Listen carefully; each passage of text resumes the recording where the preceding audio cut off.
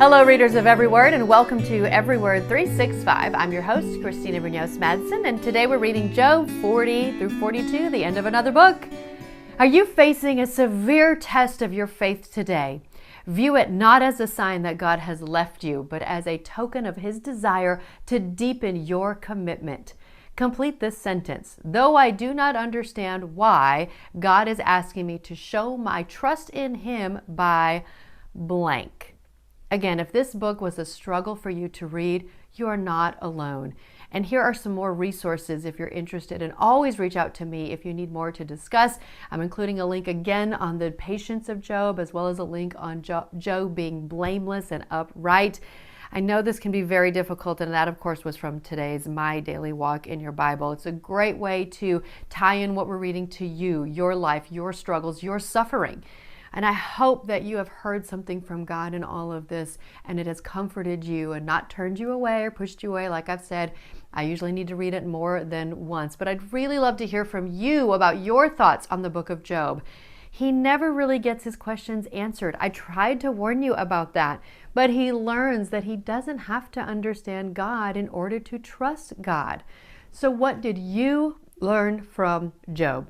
I'm now including a link about the life of Job and what we can learn from it from Got Questions, and this is from that link. Perhaps the greatest lesson we learn from the book of Job is that God does not have to answer to anyone for what he does or does not do. Job's experience teaches us that we may never know the specific reason for suffering, but we must trust in our sovereign, holy, righteous God. His ways are perfect. That's in Psalm 18:30. Since God's ways are perfect, we can trust that whatever He does and whatever He allows is also perfect.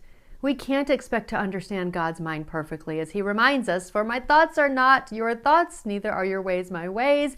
For as the heavens are higher than the earth, so are my ways higher than your ways, and my thoughts than your thoughts." That, of course, is Isaiah 55, 8 through 9. I have been sharing that verse with you from the beginning of our reading to let you know that we will not understand it all. And I hope you know that going into this. Our responsibility to God is to obey Him, to trust Him, and to submit to His will, whether we understand it or not. When we do, we will find God in the midst of our trials, possibly even because of our trials. We will see more clearly the magnificence of our God, and we will say with Job, "My ears had heard of you, but now my eyes have seen you." That's in Job 42:5. And while we're in the midst of a conversation about not knowing why bad things happen and trying to understand it all, I feel compelled to share a personal loss of my Bible study leader, Sarah, from several years ago. The pastor she worked with while she was in Jerusalem was later killed in Iraq. He had been posting on Facebook that he was traveling there with some 500 Bibles and sharing the gospel. He left behind a wife and 3 kids. I invite you to read this blog post about him in hopes of better understanding this world, the importance of purpose, and coming to terms with our own mortality. However, be warned, just like I warned you about Job, it is tough stuff to read. If you are struggling with depression or low self-worth, you may want to skip this and save it for a later time. I just send these links and hoping they help you, hoping they speak to you. Sometimes they won't, sometimes you won't like them. That's okay, and you can let me know that. This one is very tough, really talking about our purpose here on earth is not about us. And some people don't want to hear that. And so I just give you warning and pause, maybe pray about it a little bit before you read that article.